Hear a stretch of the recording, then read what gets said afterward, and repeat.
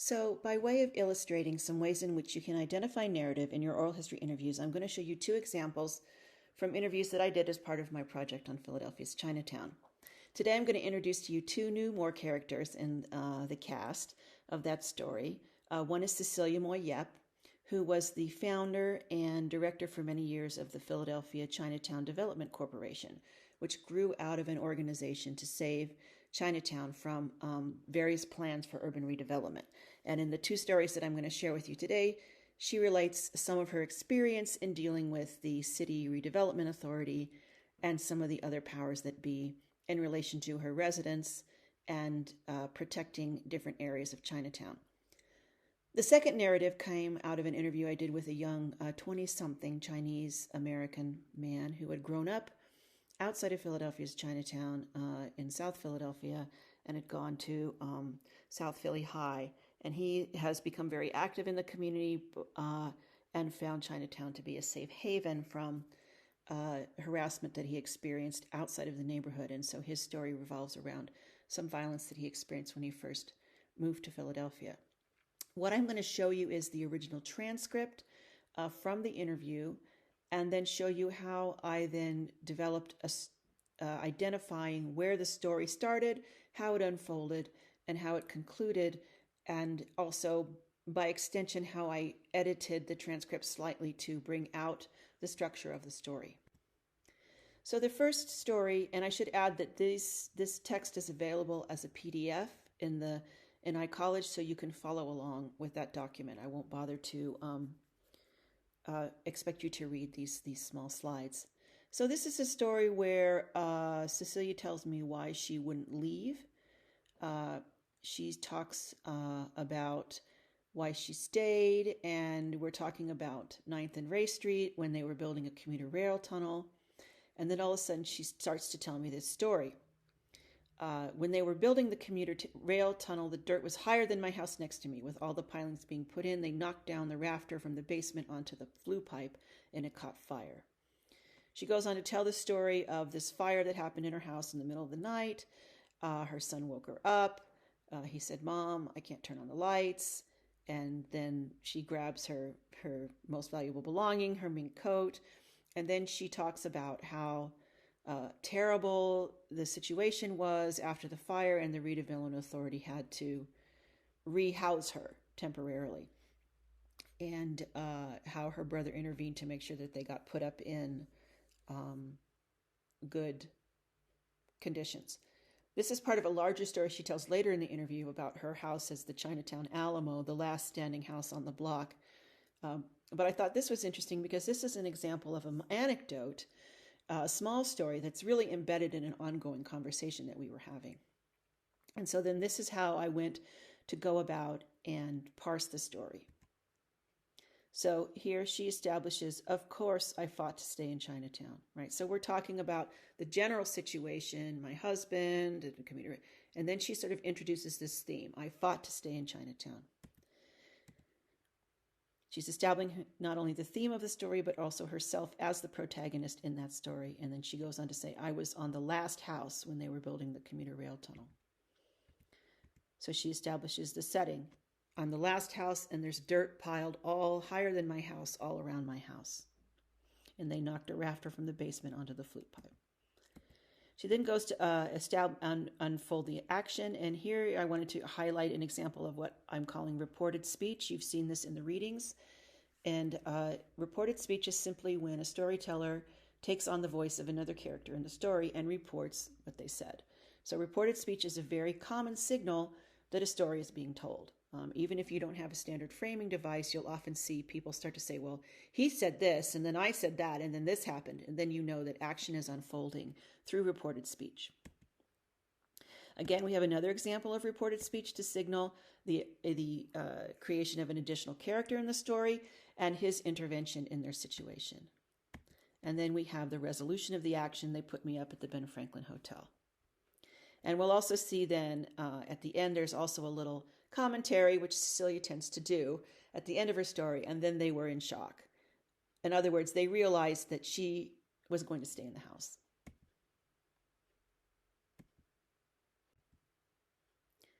So then this is what I then end up with as a final story. And you can see in this case, I introduced the line breaks so that to highlight the conversation between the characters and the development of the action.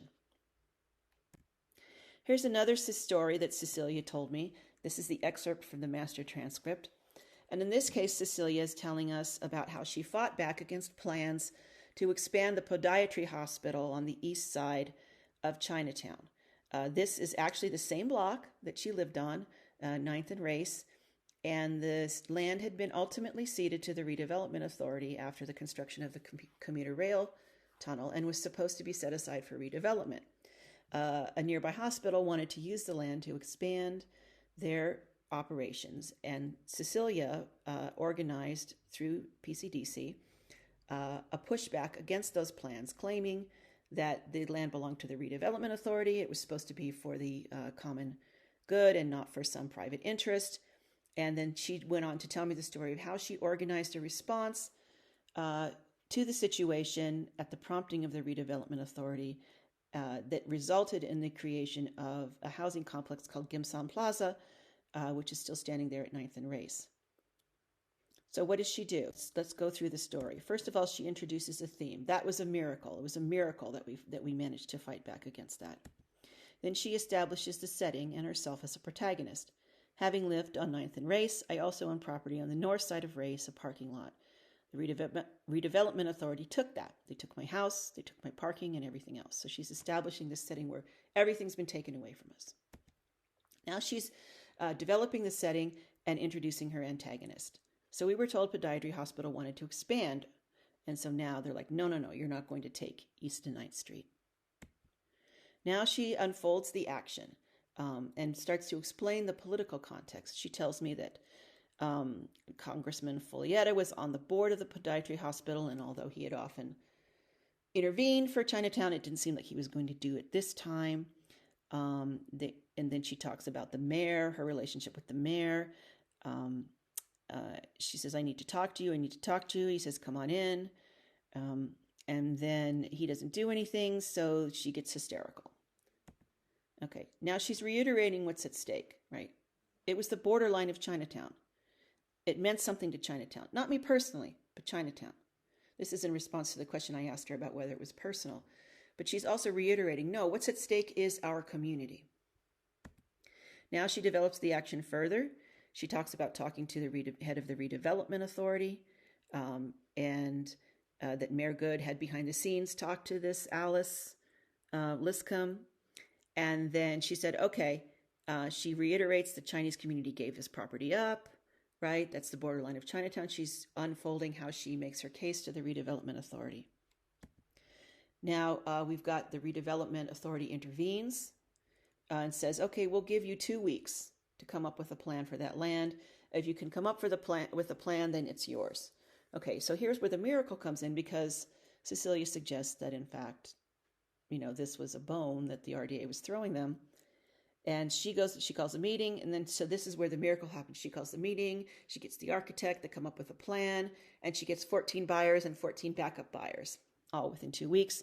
She goes to the bank, she gets the loan, she gets everything in place. And then the resolution, she goes back to the Redevelopment Authority, and she had the site plan, the buyers, backup buyers, the loan. And she said, well, they had to give us the land. The board members said, you asked this, she gave you this, you have to give it to her. So then that's a resolution of the situation. They get the land. And then I love how she adds, again, as she did in her last story, this little coup de grace at the end. So Podiatry was very upset, but we got the land. And Cecilia tends to do this, like they were shook. I wasn't moving. We got the land. This is the way in which she establishes herself as a protagonist, someone who's not going to give in and is going to make it happen no matter what. And this is an important story, part of the story of this community. So the last example I want to show you is, again, another story that was embedded not only in a conversation with a young man named Xulin, but also I asked questions throughout the story, interrupted the story, but you'll see how he continues the story through the thread of my questioning, which then led me to ultimately edit the story without my voice because he's actually telling a full story across my questions. So let's take a look at how this is where he talks about going to South Philly High and the violence and harassment that he encountered when he first came to the school. And so he tells me in this story about a series of fights that he had with other students who were attacking him and his friends after school, and how the school didn't respond, and then ultimately how they resolved the situation themselves.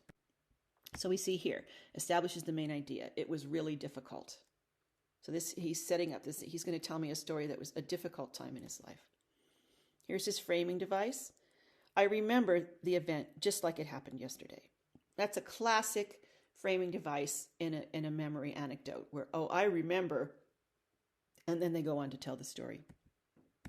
So here's the first fight, the story of the first fight, right? We're walking home from school. There were 2 girls, 4 boys. We're leaving school. I turned around and people start throwing rocks at them. And he gets angry. Why would you do this to me? I turned around, walked toward this guy, and I couldn't say anything. And here he's also introducing some of his own subjective experience, how he's very angry because he didn't know how to speak English, and so he couldn't say anything. And they have to kind of move along. So here his angry reaction, his disbelief. Why is this happening to me? Then we have the second fight. So the next day, there's another fight. They threw rocks at us again. He's angry. He turns around and punched him. So now he's fighting back. And then he unfolds the action, right? We started walking, and then they threw a glass bottle. That got my friend really angry, and then we went after him, and there's 20 people in the crowd, and he starts to unfold the story of this fight. People were kicking me and punching me, and eventually I managed to get up and fight back, right? And then he turned around and saw his friend being punched. So we have here a kind of tangential action. A bystander intervenes. There's an example of reported speech of the man saying, "Stop, I will call the police. I'm calling the police right now." And he did. Then we have the reaction of the school. The school does nothing, right? They just told us to be careful. Then the violence continues, right? And then, again, the school does nothing. And then he goes on to, in the second to last paragraph, he's saying, so, yeah, the school does nothing, so this just continues. And he sort of talks about how this was, he says, intense. It would happen in the hallway, it would happen in the lunchroom, that there was just this kind of constant harassment. And then the end of the story concludes with how they managed to resolve the situation. He says, we all stuck together and we fought all the time. Eventually they know that this group of people will fight and they stop messing with us. So the end of the story is kind of reiterating not only that it was really difficult, but in the resolution, this sense that we stuck together and we fought back, that self-defense, continued self-defense, was their own resolution to the situation when the powers that be would not help them.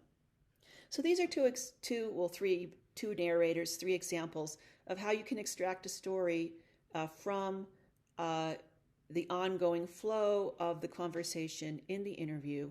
People often embed anecdotes and stories in their conversation, and if you can find the signals and identify the structure, that really suggests a powerful excerpt that you can take out and use to illustrate in your final interpretation.